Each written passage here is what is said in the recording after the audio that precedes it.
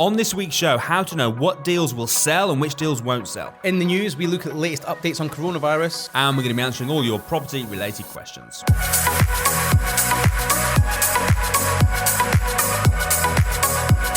Welcome to the Property Investors Podcast. We are here every Friday at 12 p.m. Make sure you subscribe so you never miss an upload. You can catch us on Apple Podcasts, Spotify and YouTube. Enjoy this week's show and don't forget to share with all of your friends. Hi, I'm Russell Leeds. I'm Alasdair Cunningham. And welcome to the Property Investors Podcast. Now, we're in the middle of a little series at the moment on sourcing. Yep. It's basically, is it 8 steps? Yeah, 8 steps. Yeah, 8 steps. It's an 8 steps sourcing system. Each step is an acronym.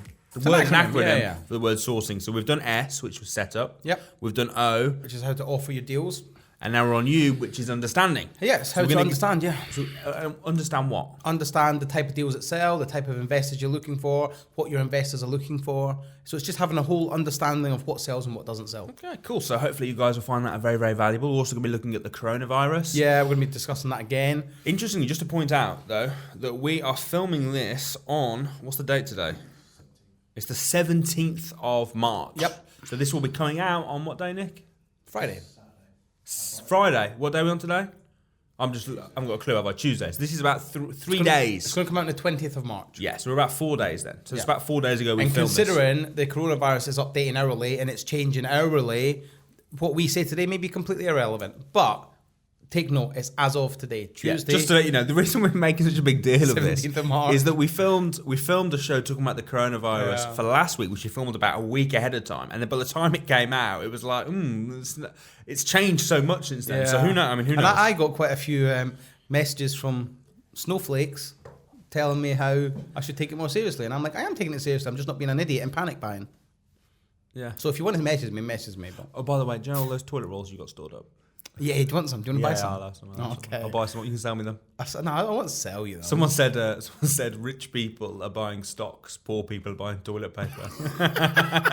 That's true. Very true. I was looking at stock. I'm looking to buy stock. I actually think right now would be a brilliant time. I was talking, one of my... That's so funny. Rich people are buying stocks. Poor people are buying bog roll. Well, the thing is, we talked about this last week, and I'm sure it's massively more now. What was it last week? Like the stock market's fallen like 4.3 trillion or something? The stock market's when it starts getting into the trillions, I start not even understanding the figures. Yeah. How many zeros is in a trillion? God knows. Do you know, obviously I looked at Bitcoin yesterday. Bitcoin hit the floor. Have you seen it? It dropped humongous amounts. I'll find the graph in a minute and show you. But Bitcoin literally dropped to the floor. And it was only about 3 or 4 weeks ago. You were advising that I bought Bitcoin. Not advising. I'm saying look into it. Look into it. I'm not saying advise, but I've looked into it. I didn't buy any. Well, I didn't buy any either. And you've got some, haven't you? I've got 1 point. Just under 2. But I've got a couple of Bitcoin. But there's no money in them, apart from the money I invested, but I know I've got friends that have sold. Samuel sold his about 3 weeks ago. And how much did he get? He got more than what he paid for them. Okay, so that's good. So he did all right. Yeah, but he didn't get much more than what he paid for them. No, not much more, but he got a little bit more. So it's, return on investment. I think great. I think they got up about 10% from when he bought them. Okay. So it wasn't too bad. It is what it is, but anyway, so how have you been? A friend of mine is a financial advisor. Yeah. And he was saying that he's had loads of his clients pull all their money out, and it's going to affect him because obviously he gets a percentage. Yeah. Already he reckons he's lost 100 grand for this year. Wow. Just so far. But he also said that now is Warren Buffett's got a saying, hasn't he? Yeah. Where I am listening, so I'm going to show you find the price of it, the current price of Bitcoin. Go on. While he's looking, so Warren Buffett's got a saying, I can't remember the words exactly, but something along the lines of, when everyone's scared, it's time to be greedy. Yep. And when everyone's greedy, it's time to be scared. Right. So now, everyone's selling property. Now is a great time because no one's buying. It's a buyer's market. Right, okay, so... Well, it should be. Bitcoin on the 11th of March was £6,193.11. Mm-hmm. The 12th of March was 3,864. Just like halved. It literally halved overnight. So that's the 3,864 is the lowest point it's been since this all kicked off. It then rose a little bit. It came back up to 4,500. And as at the minute, as of this very minute on 17th of February, March, it's now £4,095. So it's literally. So now dropped. it's probably quite a good time to buy them. I reckon it's going to go lower. I really do. Yeah, but I tell you what, it will. I'm sure it will do. Well, I'm not sure about Bitcoin because I don't really understand Bitcoin. But a lot of the stocks that have dipped now, give it 6 months, we'll be back up again. So now is the time. Now is the time to invest. Now is to whack some money into it. And I was looking. People are pulling out of property deals. Yeah. You know, like. Anyway, this is news article. Why are we talking about this now? Well, let's do it the other way around. Let's do it the other way around. People are pulling out of. So this is the news part. We'll switch up the show. Okay. People were you were saying how many of your data sources? So I've had none of my investments have pulled out. None of my investors have pulled out. But I know just by seeing on Facebook and online and that a lot of people that were buying in the middle of buying deals have withdrawn or delayed.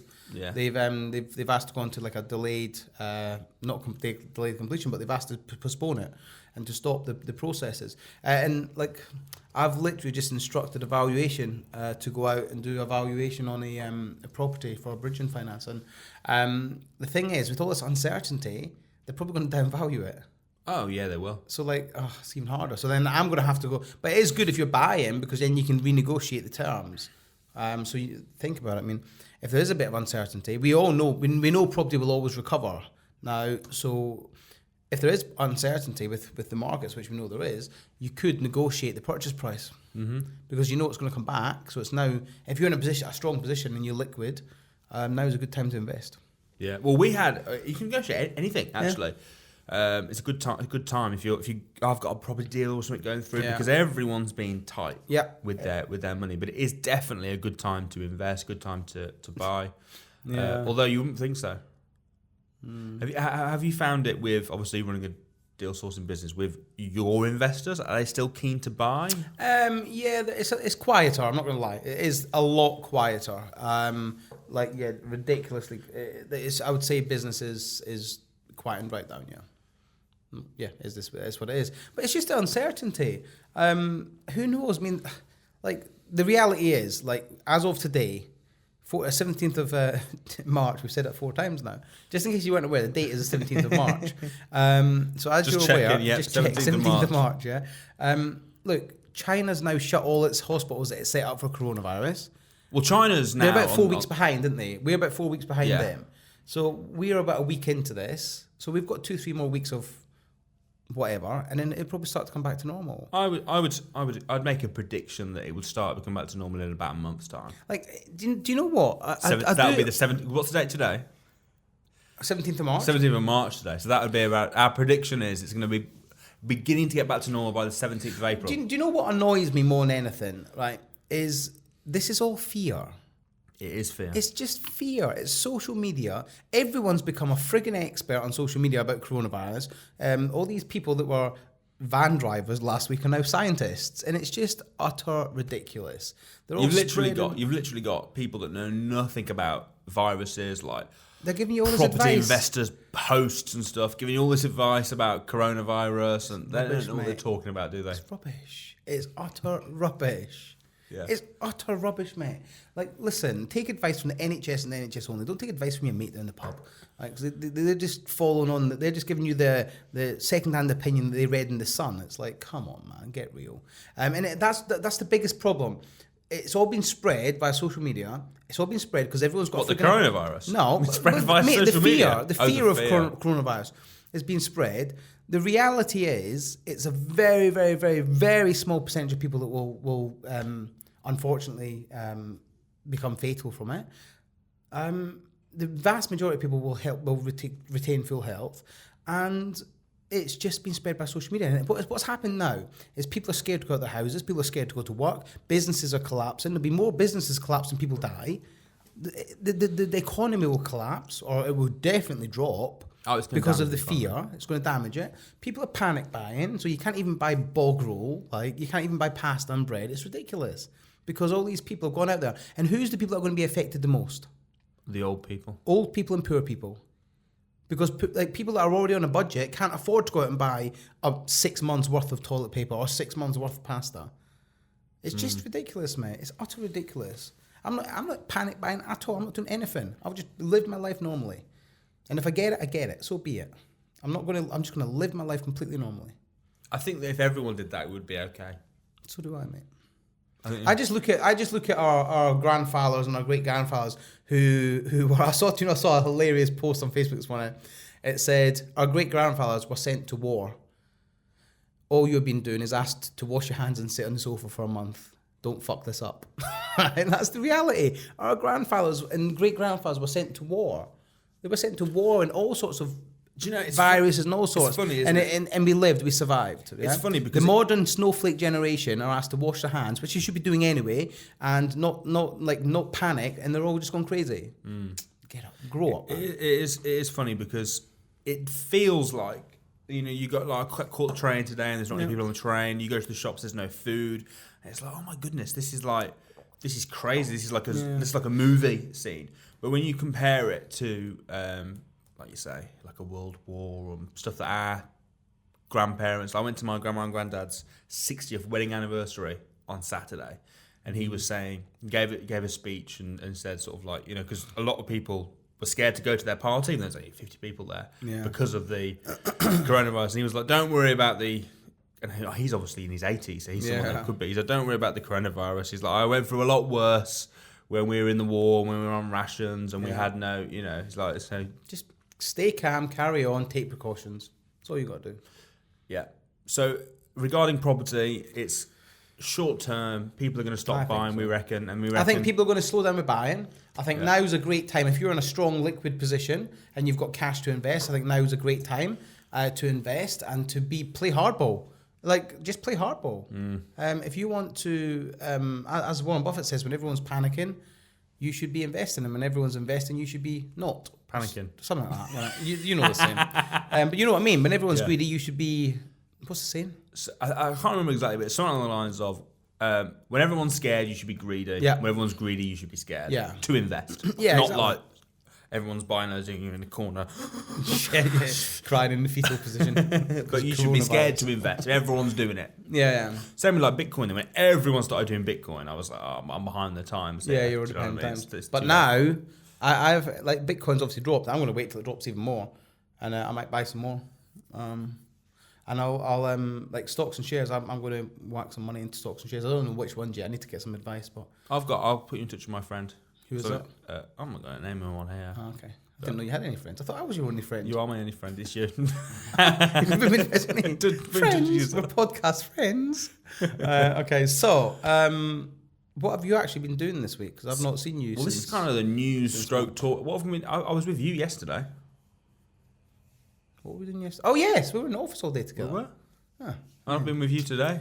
So this week, nothing, man. I've just been with you. It's been awful. We've just been looking at what we're going to be doing. There you go. Nothing exciting. But there's the news. Coronavirus update. What we've been doing. Right, mix and match. It's now time for this. Okay, so we're now going to be talking about the U in sourcing. Step number 3 to being a successful deal sourcer, which is understanding the deal, understanding what people want. So take us through, man. Take us through the steps of what you do. I think when you're going to be a deal sourcer, you need to have a very, very clear understanding of what deals sell, what deals don't sell, and what your investors are looking for. Because I see so many people that want to get involved in deal sourcing and they're out looking at houses that just don't match criteria. So you need to really do a bit of market research here. And this is what you're going to have to sort of speak to your investors as they come on board. Find out what they're looking for. So what sort of questions might you take? Let's say I'm an investor, you just met, and you what sort of questions would you ask me? Okay, a couple of questions. First thing would be, I want to know how much money you've got to invest. I want to know if you're looking to invest, you've only got 10 grand or if you've got 200 grand, because that varies the type of deal that you'll be looking for. Somebody will with just a little bit of money, like 5, 6, 7,000, 10,000, whatever. They're not going to be able to buy a property, or certainly the only property they're going to be able to buy is one at 40, 50,000 pounds, and even then, by the time you pay a sourcing fee, it's just not going to be viable. So how much money? How much money they've got? What strategy they're looking to do, and what do they want out of it? So what are they looking to achieve? Because I've got some investors, I've got a lot of investors, they're not that bothered about cash flow. No. As long as it makes profit every month and washes and sort of cleans its back. And it's sitting there as an investment. They want it as an investment for capital growth. If it makes positive cash flow, amazing. But all they do is, it's not like they're waiting for the rents to come in every month to pay their bills. The rents come in, go in a bank, and then when something goes wrong, they use that to pay the bill, to pay the repair bill or whatever. But all they want is the growth, the capital appreciation, the equity they've already got in the property. So they're not overly bothered about cash flow. But then I've got other investors that all they want is cash flow. So they don't care about capital appreciation, or it's certainly not the main priority. That's secondary. And what they're really looking for is something that makes high cash flow every month, because that's what they need to pay their bills. So they're using that to replace their income. Now, sometimes what they want and the strategies they want to use, because sometimes if they're reasonably fresh, they don't really know, do they? No. They kind of know what they want. They're like, so they might say, I'm looking for cash flow, and I've heard about deal sourcing. I want to know about it. And it's like, well, or I haven't got any money, but I want to do buy, refurbish, refinance. And you're thinking, so is there a bit of advice that goes in there as well? Of course, because I've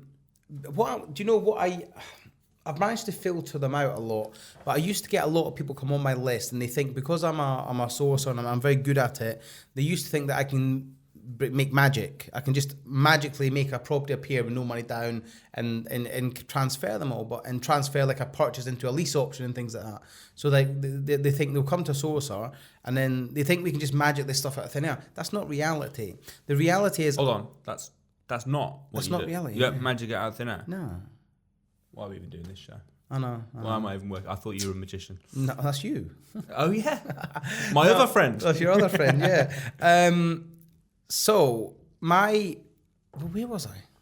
You were saying that people think you can magic it out of thin air, but you can't. The whole purpose of using a sourcer is it's because you pull on their knowledge, you pull on their experience, you pull on their time. So you don't have to do the viewings, and you don't have to do the negotiations, and you don't have to do the due diligence. That's the whole purpose of a sourcer. They're not going to bring you the most, like the incredible deal. It means you don't have to put a penny into it, and it means that you're going to make hundreds and hundreds of thousands of pounds every year. That's not the reality. The reality is all a sourcer is doing is they're taking all the footwork and all the legwork and all the hard work out of it. The deal is still a deal, and it still has risks. And I make my investors very, very clear on this. Look, every deal we present has a risk. There's a risk of financial loss. There's a risk of financial gain. You just have to satisfy yourself that you're happy with that risk. Because ultimately, everyone that buys a property, whether you're an investor or whether you're an entrepreneur, we're all here to make money. That's why we're here. We're entrepreneurs. Yeah. Okay. The definition of an entrepreneur is somebody who makes financial risk for financial gain. So you've got to accept both sides of the risk. There's bad risk and there's good risk. You've got to accept both sides of it. The problem I see a lot is people come on board and think because you're using a sourcer. Tell me the difference between bad risk and good risk. Well, they're both. That's a bad example. What I meant was there's risks that mean you could lose money, and the other's not a risk really because you're going to make money. But what I mean is there's good and bad in every deal. Okay. Yeah. But the risk is you could lose a lot of money. Oh, there's this risk that I might make £1 million off this deal. Well, it's a risk, isn't it? No. If you want to make 2 million. Okay, I went into a bit of a rant. My point being is people come on board and they want to use sources thinking there's no risk. That's just not the case. But it might be good risk. Well, it could be good risk. It's like good debt, bad debt, good risk, bad risk, isn't it? My point being is just because you're using a sourcer does not mean there's zero risk. It means all they've done as much as possible to lower that risk. But you still have to come on board with a very open mind. And that's why it's so important to understand your investor. Understand what they're looking for. It's kind of understand like their purpose for what they want to invest. Yeah. It's kind of like the investigation part, isn't it, of the set of when you sell. You need to find out what they want. Yep. So, I mean, one of the things I always find when I'm doing the investigation stage is you mentioned about, for example, the question, how much money they have. So first of all, how much money do they have? Mm-hmm. You wouldn't want to ask them that question first, would you? Like, I wouldn't want to you and just go, right, Alasdair, how much money do you have to invest? No. Listen. Okay, so let's just clarify this. I've got a very large database. A very large database, yeah. The other's true as well, but I've got a very large database, right. Okay? Now, in my database, I've got people that are on every day. They just come on. They don't have to pay. They can go on free of charge. I don't phone every single one of them up and have a conversation with them. And I'll say, I don't ring them up and say, oh, look, what are you looking for? How much money you got to invest? But when they join my database, they have to go through a form. They have to fill a form out. And that tells us what they're looking for. So what's the questions on your form? What sort of strategy are you looking for? How much money do you have available? Have you spoke to a mortgage broker? Can you get a mortgage? And would you purchase the right deal right today? And then just a comment box for any. So if you want comments. like an updated version of what Alasdair is asking, because just to let you guys know, we're filming this on the 17th of March. So if you want an updated, you just go onto your website, which is Better Sourced Ltd, and just join your mailing list. When they join, will they get asked those questions? Yes. Okay. So go on, and join this the is list. all stored in your CRM system? It's all stored in my CRM system. The only time I ever have phone calls with them, or my team has phone calls, is when they do what's called a bespoke sourcing agreement. Mm-hmm. So they come on board and they say, look, I want you to find me a deal. We charge them up front for it, for the benefit of it, right? But then we have a conversation on, look, what are you looking for? How much do you have to invest? And then we go through the due diligence side of things with them. Also, once you start selling deals, you'll get a sense of which ones go, which ones don't. So you might, if you put 2 deals out, you put a normal buy-to-let and a lease option. Yeah. And the lease option, bang, went like that. You're like, okay, I've had 25 texts for the lease option and none for the buy-to-let. I mean, it's anyone that... Listen, I run a training program called Deal Sell Masterclass. Yeah. Right? I run a training program just about deal sourcing and deal selling, how to find deals and how to sell deals. And I talk a lot about the deals that sell like that, like literally deals that sell like that. Talk about it all the time. And I show them all the information about that and the statistics behind it all. And so that, like I say, guys, if you want to come along, spend 2 or 3 days with us, just drop us a message and we'll send you the information. We'll probably put a link in the description below. So if you're watching this, there'll be a little thing in there. Just fill it. If you're interested in the training with Al, just fill it in. Yeah. So, so you need to get a good understanding of what they want. Yeah. A good understanding of the market. Yeah. Anything else you need to get a good understanding of? The investor. So the investor, what they want, the market, what sells. That's really about it. And you need to be able to... you just need to have a good understanding of how the business works and what the investors are looking at and how the investors buy as well and how they make decisions and how the deals they're looking for. It's not rocket science. It's just basic. It's like market research, but for your investor for the deals. I'm not talking about research on the deal at the minute. I'm just talking about the type of deals that sell quickly. Yeah. Because like I get so many people message me saying, "No, look, I'm looking for deals in this area for investors," and I'm like, "Well, why? Like investors are never going to invest there because of where it is." Or they're looking at. I've got one particular guy that messages me all the time, and he messages me all the time for properties that are in millions of pounds worth of property. But they're like land developments, they're like big development opportunities, things like that. Like one of the ones he sent me was a one in Manchester for like 25 million. And he's like, "Oh, have you got any investors that will buy this?" And I'm like, "Dude, you've not even sold a 3-bed terrace. Why are you trying to sell a 25 million like land? Come on, like learn to walk before you run." And I will just tell him, "Why are you wasting your time on that? Because you're not going to be able to sell it. Because to broker a deal like that, you're talking years. You'd have to have years of experience, and you're going to have to also. You're talking probably a year of legwork to get it even to a point of sale. So it's like I just say, why are you wasting your time trying to find all these big deals? Focus on the deals that people want to buy, not deals that nobody's going to buy. And certainly they're not going to buy from some brand new sourcer who's just set up. Do you know what I mean? They would go to a brokerage firm, or they would go to a proper, like a company that's been established and it can brokerage it properly. So they're not going to go to a sourcer that's been trading 6 months. They're just not. It's just reality. So all I say is understand what your investors are looking for and find the deals that suit them. Do you know what I mean? I hope that makes sense. No, it does make sense. I think it's important that you've got good understanding of the market. Yeah. Because also you want to you want to be an expert. Because if you're positioning yourself as a deal sourcer, i.e. someone who goes and finds deals and not only finds them but sells them on to someone else, you've got to make sure you're finding some damn good deals. You need to be an expert. You need to have done your homework of the area. You need to. Well, that's next week. That's research. Well, I'm only talking about understanding. I'm just talking about knowing what deals sell. I'm talking about knowing your market. It's like anything. It's like Joe and the Juice, right? They know that people want to buy coffee. They know that people are looking to buy that sort of product. I've got some smoothie shake, I can't even remember what it is, but they know that people want to do it. They wouldn't open a shop selling shoe polish, would they? Because nobody's going to buy it. Like once in a blue moon. But my point being is they've come to market with a product that people want to buy. Are you following? Not following the shoe polish. Well, no, but they wouldn't open a shop selling shoe polish, would they? Well, someone else might. A shoe polish shop. Well, they'd be an idiot because they're going to sell 1 tin every 6 months. It's just, they're not going to sell volumes, are they? Might if they were like.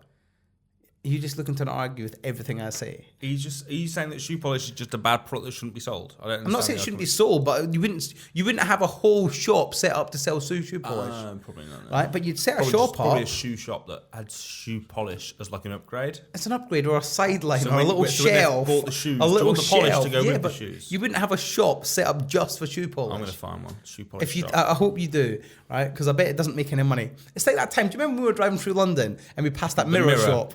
Big mirror shop. Yeah. Like they've got this huge shop in central London and it's just full of mirrors. Nobody in there. And it's like, how the heck does that make any money? Like how? Because it's just, who goes in the, it's just, there's no supply and demand. And it's like your sourcing business. There has to be supply and there has to be demand for what you sell. There's a place called the Shoe Shine. Yeah, but they shine shoes. And they're shoe polish and repair. Yeah, so they're like a Timson's type thing. Yeah, but Timson's do lots more, don't they? Do keys. Yeah. My point being, you're just arguing.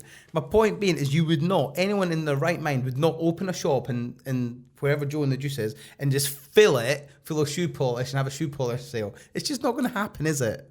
Because they're not going to make any money, are they? Okay, I agree with that. What's your point? I didn't get the point. My point is, what is the point in you going out finding loads of really high-end, expensive properties and you've not got the investors for them? My point being is, got to be a market. Go to sell what people want to buy. They don't want to buy shoe polish. Not to the volume that you need to sell them for. But it's like Joe and the I don't even know where that's come from. Come from the Joe and the Juice, okay? They know the market. They know people want to buy juices and coffees and stuff. So they put a shop there. And it's the same as your sourcing business. Start your sourcing business. Joe and the Juice, coffee, juice, and much more. Yeah, but there's food.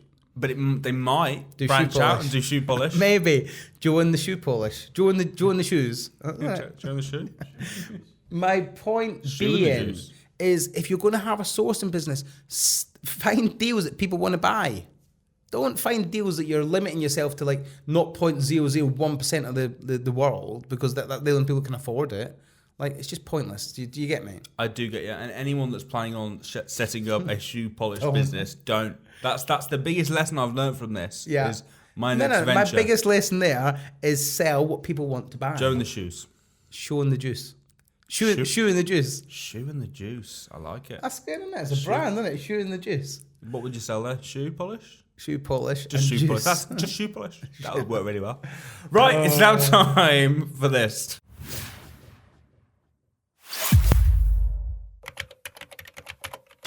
Okay, time for this week's questions. So, for those that don't know, this morning I done a Facebook Live on Property Investors with Samuel Leeds Facebook page. I've just remembered something. Go on. You never mentioned it was your birthday 2 days ago. I don't like making a drama about it. It was his birthday. You asked what have you been up to this week, and he never mentioned it was his birthday. What did you do for your birthday? Did you put on your birthday suit?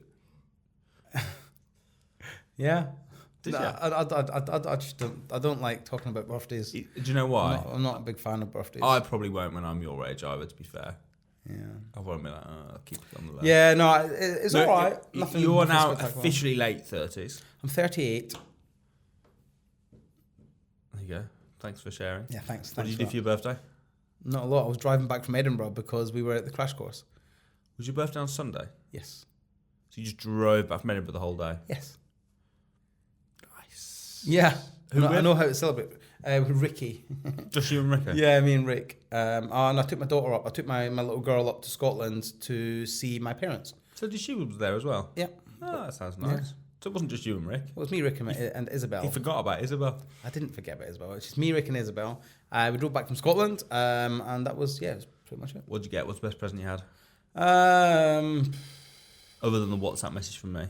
The best present I got was the WhatsApp message from Russell saying, "Happy birthday." It wasn't true. I can't remember what it said. It was a voice note. It was actually. Pouring out my heart. Yeah, it was actually. That was pretty nice. Do you know what? I did get a lot of love. I got a lot of people messaging me. You know, when you're 38 and someone says, what did you get for your birthday? You say a lot of love. You know, a child would never say that, would you? You know, Sienna, what did you get for your birthday? Oh, do you know what? I just got a lot of love. It wouldn't happen. It'd be like, I got this Paw Patrol thing and I got this Cinderella doll. Oh. Paw Patrol. Paw Patrol. Be there on the double. I don't know what it is. Whenever you're in trouble. No? I don't know what it is, bro. Okay, well. Anyway, questions. It's about this kid who, I'm not going to tell. Yeah. It's a kid's I'll Google it. Okay. Watching episodes, great. Okay. Right. So what did you get for your birthday? Best present? I got clothes, mainly shirts. Hugo Boss shirts. Everyone knows I love Hugo Boss, so maybe we need to get Hugo Boss in to sponsor this show because I'm always wearing Hugo Boss. You're wearing Hugo Boss. Yeah, you're wearing Hugo Boss. I've got the exact same shirt. Hugo Boss. Hugo Boss. These aren't Hugo Boss. New look. No. These were tailor-made. I know they were. I'm joking. It's a joke. These are Russell Leeds. Primarni? Right, okay. Questions. Let's go. Right, okay. So I put a Facebook Live out on Property Investors with Simon Leeds earlier, just asking for your questions. So you can drop questions in the messages next time, or you can just send us an email. So here you go. First one is from Russell Leeds. It says, Alasdair, what did you do for your birthday? We've just done that. Okay, we've done that one. Next, Johnny Peters.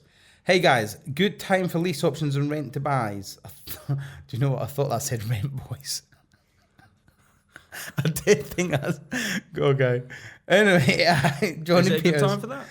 Good time for lease options and rent to buys. Keep calm and carry on, everyone. Of course, Johnny. Yeah, I mean, lease options are good, always good. But yeah, I agree with that. Just like to point out, when he says a good time, this is being filmed on the 17th of March. St. Patrick's Day. Today? Yeah. Is it? Do you think the Irish give a shit about coronavirus today? I bet they do. Haven't they closed down? All the pubs are not closed. I passed 3 pubs coming here today and they were in full. Ireland. Yeah, but they're not in Ireland. Okay, and here in the UK, in you England, just said, I bet the Irish don't care. And he said, in Ireland, all the pubs are closed. No, he didn't. He didn't say in Ireland all the pubs are closed. He said all the pubs are closed. When he said he that, didn't say it in Ireland. You said that in the end. When he said that, he wasn't talking about all the pubs worldwide. Well, that's what he said. Future pubs, past pubs are all closed. My point being is, I bet the Irish don't give a rip about this, but I bet they're in the pub having fun. They're not. All the pubs are closed. Oh, for God's sake. Right. Brad Hart. Okay, so personally, this is from Brad Hart. Personally, I'm taking the time to find a financial opportunity instead of dwelling. What are you guys going to do? Look at external opportunities or simply stay within property? Brad, a great question and great statement. So yeah, good on you. We kind of touched on that earlier, didn't we? We did. We think probably is a good time now, negotiate with them, but also potentially look at stock shares, diversify. But only if you like, know what you're doing. Says this circle of competence. Yeah. Only buy within. If you know property, do property. That's why I didn't do Bitcoin. I don't know about Bitcoin. Yeah. Joe Nicole, hey Joe, how you doing? Hi guys, service accommodation is getting worse. A lot of cancellations. What would be your strategy at this stage? Should we approach the landlord and say we are struggling to pay, ask for a rent-free period or a lower rent, or if so, how would you put this across? It's worth a try. I'm very hardcore in this, Joe. I'm very, very hardcore. I think we can disagree here. Let's finish on this question. Okay, right. my boxing gloves. My argument is that you went to that landlord in the first place and said you'll give him a guaranteed rent. Yeah. That's my argument. So he's taken you on your word that you're going to give him a guaranteed rent, and you've got a contract in place. So he's allowed you to do it on the basis that it's protection for him. So now to go back and say, oh, because I'm struggling, I want rent-free period, I think that's a little bit unfair.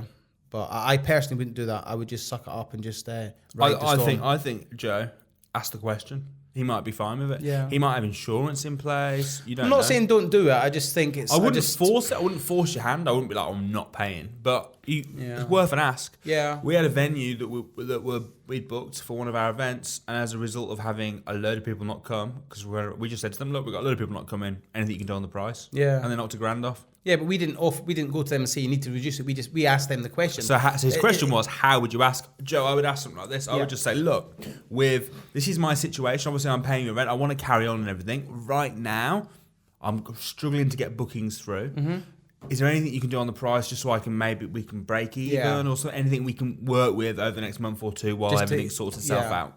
And just ask the question. If he says no, but it's worth an ask. Certainly is worth an ask, but you've got to position yourself rightly. Don't go in there like I'm going to stop paying the rent because I'm not getting. No, because you want to maintain a good relationship with them moving forward. But ultimately, if he says no, then it's no. There's no. You can't do anything about it. One more question. Okay. I thought we said we were going to finish on that one. No, you did. I didn't. Yeah, but then it saves nice 3 Dean Shooter. Will you guys... Idiot. Why is Dean an idiot? Or am I an idiot? You're an idiot. Oh, not Dean. I thought you said... I said Dean Shooter and you went idiot. I thought you meant I'm an idiot. I did mean you're an idiot. Okay, that's fine. So there you go, Joe. Give it a try. Worth a try. Well, guys, thanks ever so much for tuning in. We will be back. Coronavirus or no coronavirus, we will be back. We'll be here next week. What day? Friday at 12... 1. See, it's awkward. Is it not 1 p.m.? No, it's 12. Oh, 12 midday. It's that awkward time though, isn't it? Yeah. Because it's actually... It's PM, isn't it? Yes, 12 p.m. Yeah. 12 p.m. 12 that sounds like evening. I know it does. So it's awkward. So it's past midnight, isn't it? What's past midnight? 12 past midnight. What? Does that know what it stands for? PM, past midnight. No. What does it stand for? Post-medium or something. Hold on. It's some Greek. Go back to start again. No, it's fine. Let's just waste their time. What does PM and AM stand for? What does AM and PM stand for? Oh, post-meridian. Post-meridian. Is Latin. It's Latin, which means after 12 noon. An example of PM is 4 p.m., which means, okay, I thought it was past midnight. Past midnight, because that's AM, isn't it? Yeah. That doesn't make sense, doesn't it? Post-midnight. Good job with no property. I kind of knew it was post. Anyway, yes, it's noon, midday. Noon, even noon is a bit confusing. We'll be out sometime Friday. Friday at midday, 12 o'clock lunchtime. 12 o'clock lunchtime. Yeah, 12 o'clock. That goes. No one's going to have their lunch at midnight, are they? Unless they're crazy, you might. Anyway, so we're out Friday, 12 o'clock. Please don't let this little section put you off. Tune back in next week. Don't forget to subscribe. We will see that any questions, post them in the comments below. If they're any good, we'll answer them. If we don't answer them, it means that we think that your question sucked. See you next week. See you guys.